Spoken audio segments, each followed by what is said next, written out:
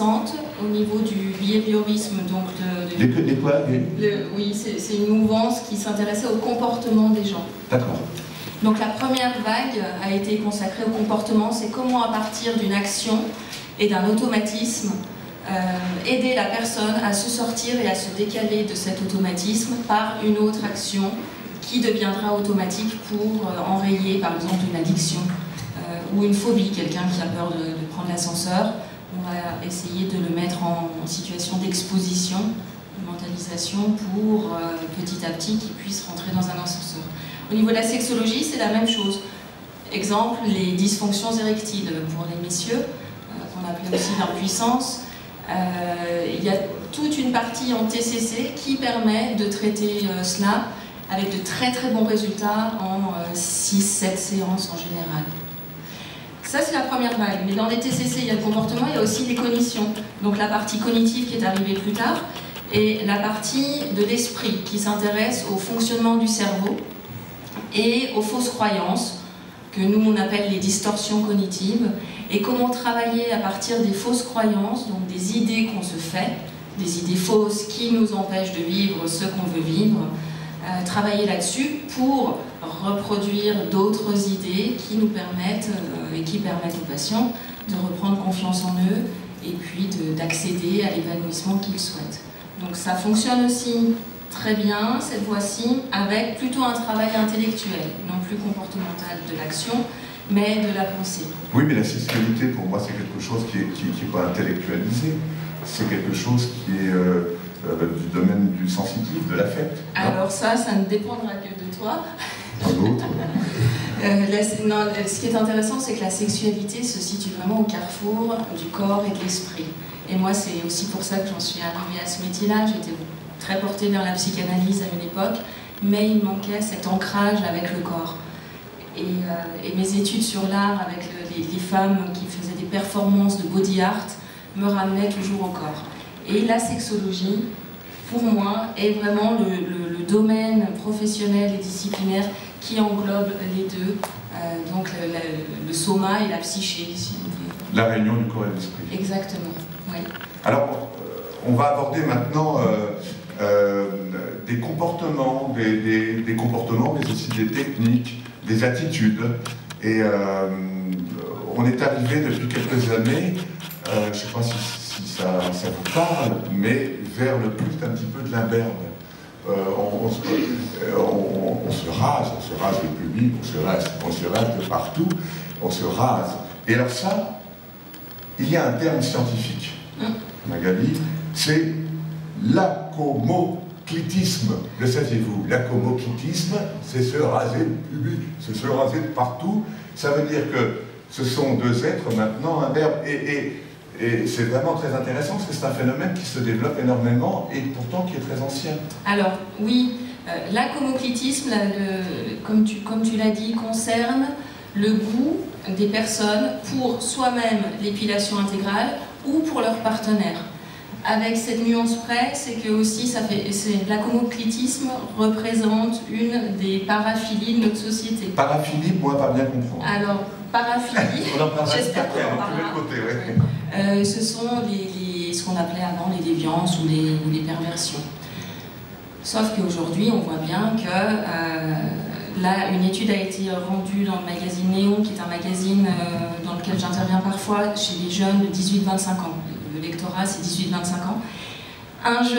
Une jeune femme sur deux s'épile intégralement et 40% des jeunes hommes aussi. Donc c'est un vrai phénomène de société. Jeunes hommes, ça veut dire quel âge? 18-25 ans. Alors, donc on va faire une parenthèse justement par rapport, et on l'évoquait tout à l'heure, sur la construction de la sexualité de nos enfants. On voit, et donc Magali est spécialiste des addictions, quelles qu'elles soient, addictions sexuelles, mais aussi alcool et médicaments. On va en parler dans quelques instants. Mais c'est vrai que nos enfants, les jeunes aujourd'hui, comment ils construisent leur sexualité? Eh bien, ils vont sur Internet, c'est complètement open bar. Il y a des sites comme Jackie et Michel, il y a Pornhub, il y a plein de choses que les adultes avant consultaient et qu'aujourd'hui les jeunes gens jeune homme, peut-être plus que jeune fille, tu me diras tout à l'heure, regardent. Qu'est-ce qu'ils regardent? Ils regardent des performeurs, des hardeurs, et ces enfants-là construisent leur sexualité sur le culte de la performance. Et malheureusement, ils arrivent à un moment donné où ils vont voir Magali en disant « Je suis en plein burn-out sexuel ». Alors, quand ils viennent me voir, c'est bien, mais parfois, ils sont tellement jeunes, ce sont les parents qui me contactent pour savoir que faire avec leur enfant de 11, 12, 13 ans qui s'est trouvé confronté à des images pornographiques sans le vouloir. Il y a un sondage, tu disais 11 ans. Oui, là, dans la dernière étude IFOP qui a été menée, on sait aujourd'hui qu'un préadolescent, donc un enfant à l'âge de 11 ans en arrivant en 6e, un garçon sur 2 est confronté à des images pornographiques. La plupart du temps sur les téléphones portables avec connexion Internet. Et 30% des filles, à 11 ans.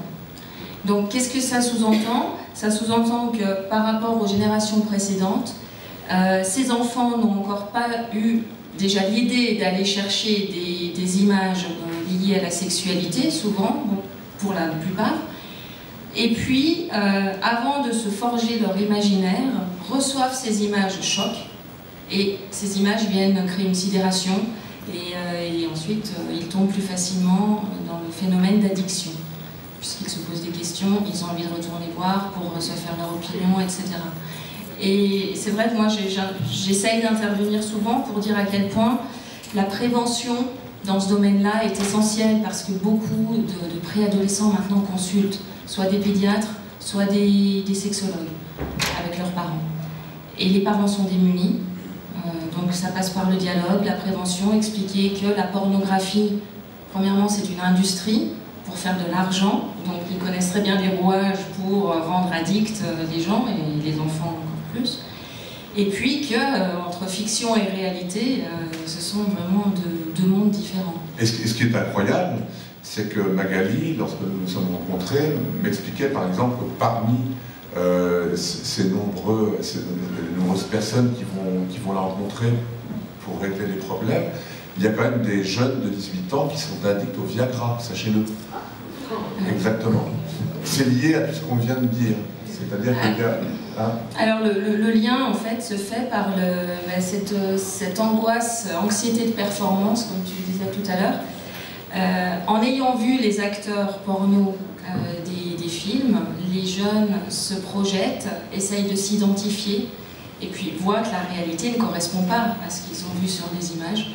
Donc la demande de Viagra ou d'autres médicaments, maintenant il y a plusieurs molécules, il y a le Cialis, le Levitra aussi, cette demande-là est assez fréquente chez les jeunes de 20, 25 ans. Pour améliorer leur performance.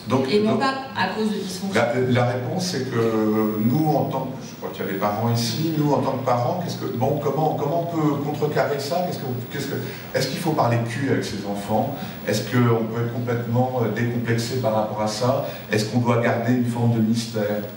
Alors, la pudeur est de mise, surtout avec ses enfants, mais le dialogue est nécessaire, ça c'est sûr. Facile. Facile.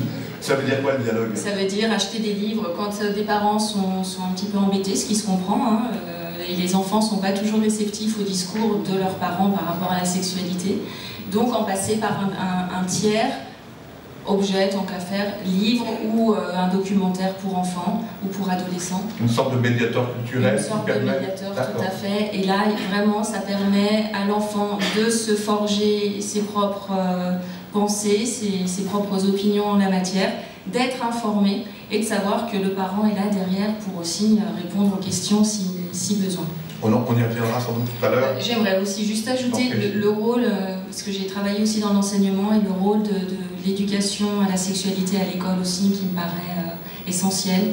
Et en ce moment, bon, il y a toujours des débats à ce niveau-là, mais la prévention se fait aussi donc, au niveau familial, mais aussi au niveau éducatif, et puis sociétal. Il faut créer des contrepoids en fait, par rapport à l'accès direct à la sexualité que ces enfants-là, une forme de sexualité qui est complètement pervertie. Il faut des contrepoids au niveau de l'éducation nationale, au niveau des parents, pour pouvoir rétablir d'une certaine façon un équilibre et un développement sexuel de ces enfants pour qu'ils deviennent des adultes à peu près stables dans leur sexualité. Tout à fait, et d'autant plus que quand vous regardez les sites pour les jeux en ligne, par exemple, il y a beaucoup d'addictions aux jeux en ligne. Si vous allez sur le site du loto, vous allez avoir tout de suite un message « Attention, maîtrisez vos gains, etc. » Il y a de la prévention qui se fait par rapport à l'addiction. Au niveau de la sexualité, rien n'existe encore. Et là, il y a encore beaucoup de choses à faire. À savoir si c'est vraiment nécessaire quand ils regardent par exemple, l'immense hypocrisie, c'est sur les sites de cul qu'on peut voir régulièrement, c'est « vous avez plus de 18 ans ». Alors il y a le gamin qui reste 15 ans. « Oui, j'ai plus de 18 ans ». Bon. Donc ça aussi, c'est une immense hypocrisie aussi. Oui, mais il faut qu'elle soit là quand même, puisque... Oui, c'est important. Ça leur donne un cadre légal. Alors maintenant, Magali, puisque le temps nous presse, nous allons passer aux adultes, à notre plaisir, à notre sexualité. Et vous avez donc tous vu 50 nuances de degrés, bien entendu, c'est le phénomène mondial, voilà, c'est bon, des petits joueurs, hein, n'est-ce pas, Magali, c'est des petits joueurs. Et on va parler d'un terme dans ton bouquin, Sexo, aux éditions Maxima, je le répète, c'est paraphilie. Il y a la paraphile, et là c'est une paraphilie. Alors paraphilie, c'est donc comme parallèle, ce qui se fait en décalé à côté. Donc ça correspond aux anciennes, aux perversions que nous connaissons tous, ou pas, puisque dans la Bible des psychiatres, qui est le DSM, on répertorie aujourd'hui 547 paraphilies. Ça veut dire que c'est plus de 500 comportements sexuels déviants. Voilà. Il y en a beaucoup plus, et il y en a qui ne seront plus dans la liste d'ici quelques années, puisque les normes varient en fonction des... Il y en a qui sortent et il y en a qui rentrent. Exactement. Donc les plus connus, vous en avez forcément entendu parler, donc on retombe toujours sur le voyeurisme, le fétichisme, le sadomasochisme. Et puis il y en a d'autres beaucoup plus étranges, donc l'acomoclitisme, on en a parlé tout à l'heure, qui en fait partie, qui est ce goût pour les corps glabres et totalement épilés. Là j'ai un collègue, Laurent Sutter, vous l'avez peut-être vu chez Sophie Davant ces derniers temps, il est souvent à la télé. Et lui, c'est quoi son truc? Alors il en a répertorié. Je ne les connaissais pas moi. Elle va nous en sortir un 657e. J'en ai noté quelques-unes. Alors, j'ai pas eu le temps de regarder au niveau de la... Vous pouvez prendre des notes, hein, comme ça ce soir. Alors, il y avait la cytophilie. Ah, la cytophilie, c'est excellent. Alors, la cytophilie, qui est l'attirance sexuelle, uniquement attirance sexuelle. Ça veut dire qu'en dehors de ça, il n'y a plus d'excitation sexuelle. Oui. Pour l'action de jouer avec de la nourriture pendant les rapports sexuels. C'est-à-dire que tu fais la cuisine pendant que tu fais l'amour, en gros. Alors, la nourriture fait partie des jeux sexuels. D'accord. Donc, bon, les maîtres queues. Bien oui. Après? Bon, la clismaphilie, qui est plus connue en médecine. C'est quoi la clismaphilie? Qui est l'attirance pour les lavements. Donc là, il y a aussi beaucoup de personnes. Oh, c'est pas bon ça? Voilà. Bon, je vous en dis encore deux, trois. La lictiophilie, qui est l'attirance pour l'action de lécher une personne. Et en dehors de ça, la personne n'est pas capable d'avoir une attirance et une excitation sexuelle. Donc vous voyez les parallèles. Et puis, bon, une dernière, la maïeusophilie qui me plaît, qui est non pas une philosophie et un goût pour la philosophie de Socrate, la maïeutique, mais qui est l'attirance pour les femmes enceintes. Donc certaines personnes sont... Ça c'est vachement space. Mais voilà. Et juste petite parenthèse, 30 secondes. Moi j'avais fait un reportage par exemple à Las Vegas pour l'émission qui s'appelle Incroyable mais vrai, et on était dans un immense magasin, et c'était donc tout l'univers de l'électricité. Donc sachez qu'il y a des gens qui s'en vont en l'air avec du 380 volts. On s'en va. Sadomasochisme. C'est une forme de poussée à l'extrême et tout ça. Et donc parmi toutes les grandes tendances, il y en a une qui se développe de plus en plus, c'est le kinbaku. Le kinbaku. Kinbaku. Oui, alors j'ai été contactée dernièrement par 2 magazines pour écrire là-dessus, parce qu'ils avaient vu que ça faisait partie des définitions. Donc le kinbaku, c'est une pratique de bondage.